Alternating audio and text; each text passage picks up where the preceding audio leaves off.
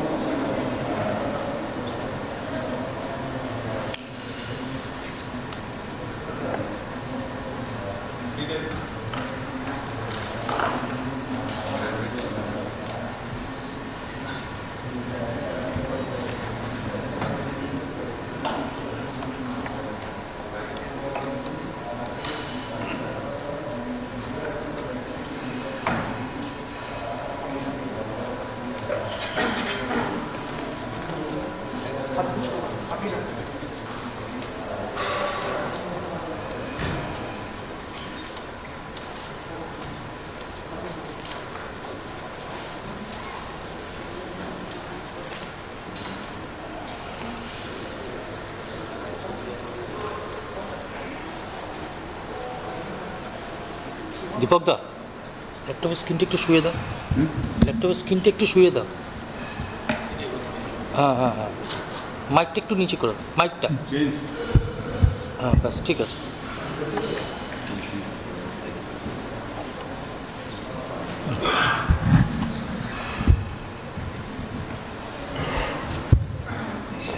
Good morning, Chairperson and the audience. I would be speaking on a topic which probably requires less of presentation and more of discussion. And reading about it, we had an idea that there are certain very strict criteria and then you can define, but then defining futility is a very kind of futile thing because it's not defined well and it is a very important concept which probably we'll face it more in future. Maybe 10 years ago or 15 years ago, the things were a little easier. There were clear-cut indications and there were problem areas where you would clearly not do a transplant. But now with the increasing use of transplant, this question keeps on coming in. What is futile? Should you do it? Should you not do it? As you learn, there are two things that happen. As you learn, you feel that there are certain things which you thought are very easy to do can become complicated. Or the other thing is experience is increasing. If you keep on doing what you considered inappropriate maybe many years ago, you feel that now you can do it with the things getting more streamlined, the surgery, the perioperative care. So actually futility is a very important concept and maybe we should discuss it more often than what we are used to. We are more used to discussing what is the indication, when should you do it, how should you do it, but when should you not do it becomes a very important concept. And it becomes a tricky thing. With the experience, you are in a kind of balance. You feel that there are certain things that you would be able to do it better, but then on the other side, you've done so many cases and you realize that many cases probably you should have holded yourself on. So with this background, what I would do is, before giving in the facts of what is futility and what constitute a case where you should not be doing it, I just wanted to discuss these few things which came to mind as I was given the topic. The main problem with futility is, what is futility? Futility actually means you do something which is not beneficial. So is it so clean? Is it so grey? The definition is not very clear. The entire thing in liver transplantation, they have defined what severity of liver failure is, when should you do the transplant, but what is not decided clearly is when should you not do the transplant. So listing criteria are there. There are many ways of finding out which patients are sick. So when should you do the transplant is easy, but then beyond what level you feel that you should not do the transplant is still what we keep on discussing. The futility is also not the absolute concept. There are obviously certain situations where the patient obviously is too sick and then you know that doing transplant would be a futile thing. But then most of it is relative. What futile may be for one person in one situation might not be futile for the other person. The futility will change between DDLT and ADLT. DDLT is a little easy scenario because you have an organ which is kind of a society organ and it is being given to somebody, then you can clearly define either you go by one approach of helping all the patients or you go by the approach of utilizing most of the organs. But then with LDLT, futility becomes a very, very tricky situation, which somebody is getting his own donor. He can say that, for example, for advanced HCC, the survival is 60% or 70%. He says, I'm willing to take a risk for even 40%, but then I want my patient to be operated.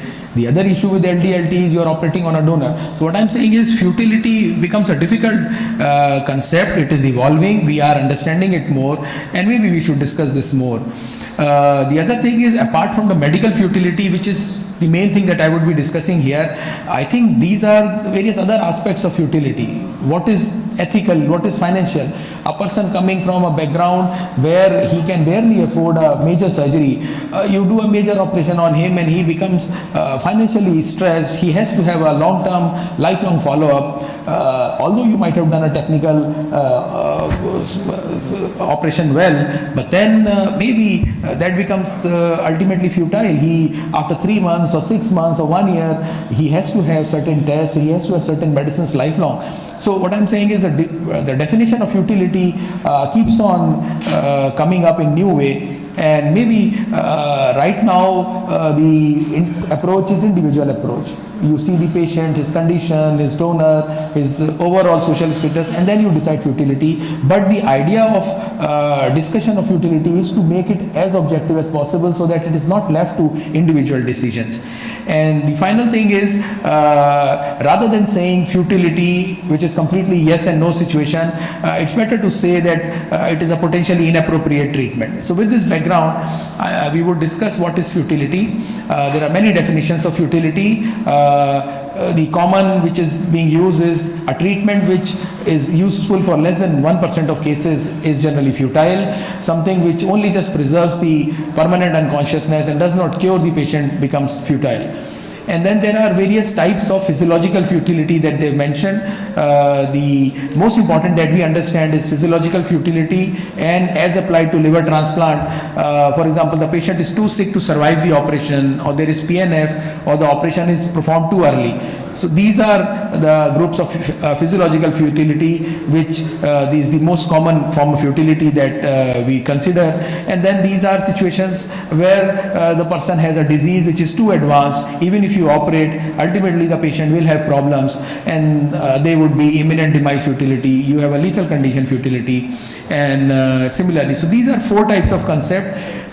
They have tried to define futility in various ways, and they can be applied to all the patients in various situations. What we would discuss here is the medical futility. When it comes to futility, mainly it relates to the recipient. There are certain conditions the patient has either pre-operative or now or in the current sickness that he is too sick to get transplant. Sometimes these conditions are liver conditions and sometimes these are non-liver conditions. There is also a concept of futility in donor which is slightly well defined in DDLT. You have a criteria of what a marginal donor is. If you take that marginal organ, the result would be inferior. If you take anything beyond marginal, there is very high chance that the liver might not function. Situations like DCD are still this thing, but LDLT is a huge discussion topic. Which donors you feel are marginal, should you accept, should you not, should you reject a donor, the donor is borderline, the patient is sick and the family has only one donor. So futility, especially in LDLT situation, becomes a huge difficult situation to deal with almost on a daily basis. So generally what is accepted as futile, there have been various studies and they have quoted various parameters, but generally most of people agree that a 3-month mortality is what is taken as the definition for futility. If the patient is unlikely to survive less than 3 months, then probably it is a futile operation. Although there is merit in the various definitions we can discuss, but then we will not be discussing it here. If somebody is on waiting list and over 2 years or 3 years his chances of dying are more than liver transplant, then a liver transplant is justified. Or for that matter, many studies have quoted as 1 year mortality, but for general discussion I think most of the people will agree for 3 months mortality. this is the concept for determining futility.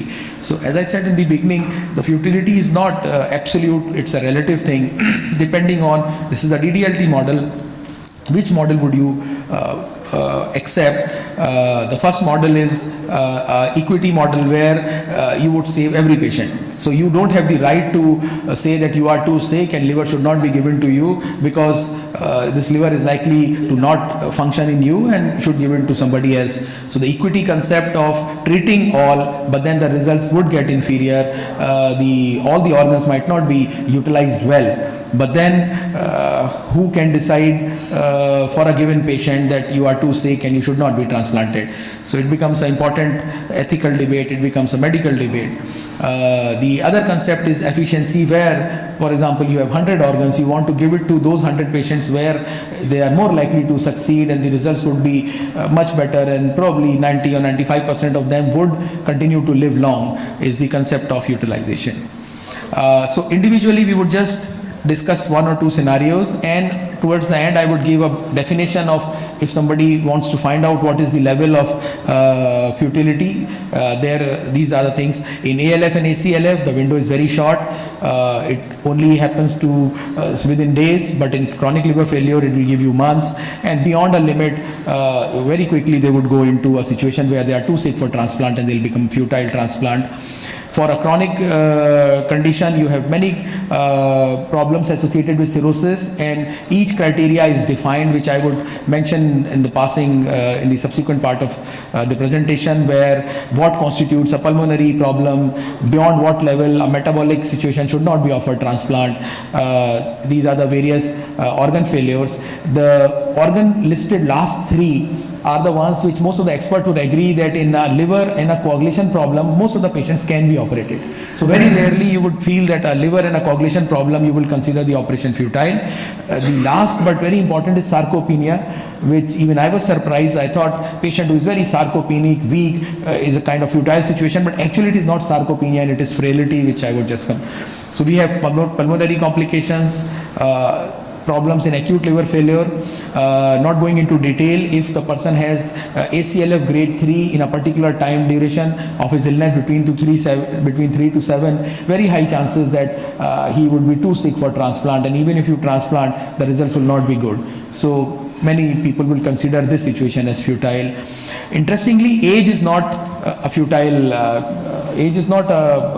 futile concept, in the sense that people have initially it was thought that beyond 65 years of age the risks are very high and people probably would not accept livers, but then beyond 70, so both for DDLT as well as for LDLT, people will consider age not as a futile concept. But then if you have a cardiovascular disease associated with it, that becomes a problem. The most important thing which was new to me also is that frailty is single most concept. All the studies that we see or we have referred, frailty means somebody who requires support for caring. So somebody is lean and thin and his body mass is low, he is sarcopenic, but then he is able to take care of himself, can have a transplant well, and he would tolerate it well. But then if somebody is frail, which is defined by the frailty index of 7 and more, will have a futile outcome. So if you want to discuss the actual situation of what particular thing is, this is the list where there are absolute and a relative contraindication. They have defined what pressure of oxygen support, what pressure of inotropes, what level you should be a complete absolute failure. Important thing that we have not yet discussed is sepsis, which is the single most important discussion point that happens in every situation, and when would you not do it. So anybody who has a known infection, and especially a serious infection of either blood or infection of chest infection, they should not be offered transplant if they are not being treated for more than 72 hours is the current thing. But simple raised TLC or UTI, people generally would operate on them. Organ donation, I would not discuss, we have had a listing. And before I end, just want to give you a consensus statement which was published in 2020. There were 35 experts from, so the experts were surgeons, they were hepatologists, they were anesthesiologists and critical care, and they were all asked questions on these situations, and this is the summary of what they all said. So they said that futility should not only be considered as the life of the patient, it should be both graft survival and patient survival, and they have consented on 1 year survival as the futility criteria. They say that everybody would agree that a severe frail situation, clearly the transplant should not be offered. And even in their consensus, there was no consensus on age. They would accept something if it is on 75% or more response rate. Role of infection is better getting defined. If there is clear-cut ongoing sepsis, it should be contraindication. SBP and respiratory infection should have 72 hours of treatment before. Amit, already time up. So Can you maybe please wind up? just second last slide. And drug resistant. These are the other criteria that we have already discussed. And this is the flow chart that they said. If somebody, first thing that they consider is somebody is so frail, clinical frailty is more than 7, they would not have transplant. If they are not frail and they do not have sepsis, they do not have respiratory problems, and their patient condition is not worsening in the admission, they would be for transplant. So this is what I wanted to say, but after doing all this reading, still if we discuss, we find that for an individual situation it is very, very difficult. You say no to transplant, you take away the life directly because there is no other option, but then if you do it, you repent both. LDLT situation, you repent in a different way. DDLT, you feel that the organ gets waste, but then for LDLT it becomes a huge issue. So it's a difficult medical situation, it's a difficult ethical situation with all finances and other things coming in. Thank you. Well, thanks, Amit. That's a very lucid presentation as always. I mean, we've had a workshop with NASL and NDSI recently, where we tried to define futility and the different markers of futility. Now, the question is that all of these things are quite dynamic. No, you have a patient, say with sepsis, with a MELD score of say less than 20, who has suddenly come in with a respiratory infection. That patient is going to behave differently from an ACLF who has developed a secondary infection, right? So how do you account for these, because you presented the flowchart right now, how do you account for the relative weightage of different things? No, because it's not just donor characteristics or recipient characteristics. It is which recipient and which particular problem that you had. No? Like ACLF, all sepsis are not the same, for example. See, so that is what I said. More than presentation, a debate is important. What happens is sepsis becomes the everyday discussion that you would do and almost on all the patients. So I think the criteria which are defined are very clear in a situation that if somebody is blood culture positive, if somebody has clear documented infection or respiratory and chest infection, these are, even if they happen in a frail CLD patient or they happen in an ALF situation, they are bad. So if somebody who was well, say a week ago, and then he suddenly became ALF and then he has chest infection, I think both the situation are same. Now the situation is if somebody is chronic liver failure, frail patient, developing infection is worse than somebody who was physiologically intact a month ago or 2 months ago. So, but then those are the situations where you have a borderline situation. The TLC is 25,000 or 30,000. Culture is not yet positive. He's on a minimal inotrope. Should you do it? Should you not do it? So I think in that situation, if somebody is a chronic liver disease patient, maybe he's worse than somebody who is ALF or ACLF. Now there is one more thing of something which is known as liver fever. We keep on discussing, is it true, should we do it? But then those are also group of patients where sometimes you can, so but then they are all the ones who are borderline criteria. If you have clear cut these 5-6 criteria, I think they are septic and you should not operate on them. And another thing is, how do you counsel potential donors in these situations? Because, you know, one of the most important factors about donor well-being is how the recipient does, no? So how do you, is there any difference in how you would counsel a patient, a potential donor in this situation? It's difficult to counsel. How can you say that, so if somebody is clearly, so first we decide amongst ourselves if the person is septic or if the person has infection, should you do it or not? Suppose he clearly is in a criteria where he should not be done, you just tell to the family that it can't be done. In a situation where somebody is sick, you have a borderline situation, the culture is negative but TLC is high, or maybe urine has pus cells, maybe 10-12 pus cells. in that situation, it becomes a joint effort, especially LD-LT situation. You have to explain that the patient is a high risk, and what does high risk mean? Normal risk means so many patients surviving, and a high risk means that the risk, rather than saying from a 90% you have a 80% survival, which the patient would feel still it is okay, you should say that it is twice the risk. So in that such a situation, I still feel that the decision is yours. You can't put it to patient saying the patient has borderline sepsis, you decide and you say yes or no. So I think that would be a wrong thing to do. We discussed, but I think the discussion is mainly on the borderline situation, and then it comes in the holistic. Somebody is ALF, the relatives know that the patient is sick. If they donate the liver, the chances are will not be as an elective transplant. So you do it. Sometimes it is easy, but then the other important thing, which not in this concept, other generally I would want to say is, do not believe in the magic properties of liver. Many times we feel that patient is sick because his liver is failing, he is borderline septic, you give him a new liver and he'll be okay.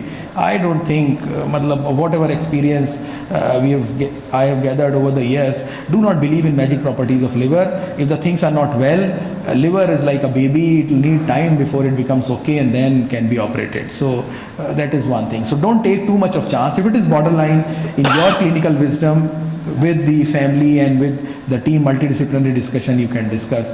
But then I'm telling it is not easy, and many a times the decision is less medical and more of other things. So you get swayed, should you or should you not is not very easy to say. Retrospectively it becomes easy. When ethical issues like this comes, with all the knowledge and resources we have, we should put ourselves in the patient's perspective. Then the answer will come easily. Right. Thank you. No more questions. Thank you very much. Thank you.